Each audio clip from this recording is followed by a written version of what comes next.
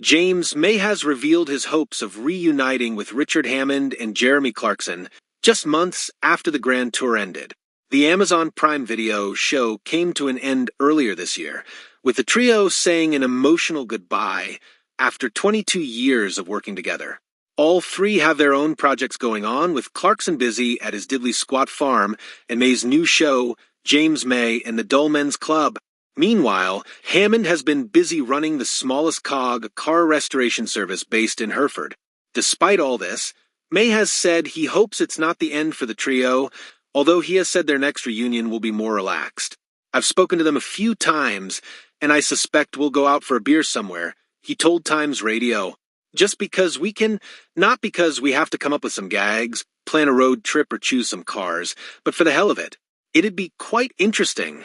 May has also previously spoken about his lack of emotion when the trio parted ways earlier this year. Nothing will ever be as big as Top Gear and the Grand Tour were, so I'm not full of woe and regret, he said. It was time to stop.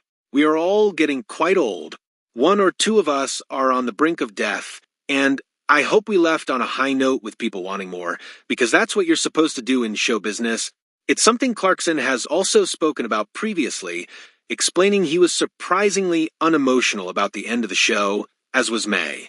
He told PA, "I'm not saying this in a derogatory way, by any means, but James has the emotions of a stone. He just doesn't do emotions, so there were no tears from him.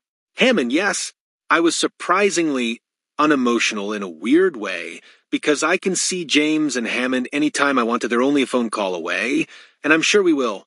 And I've done enough of the travel, I was worn out by it.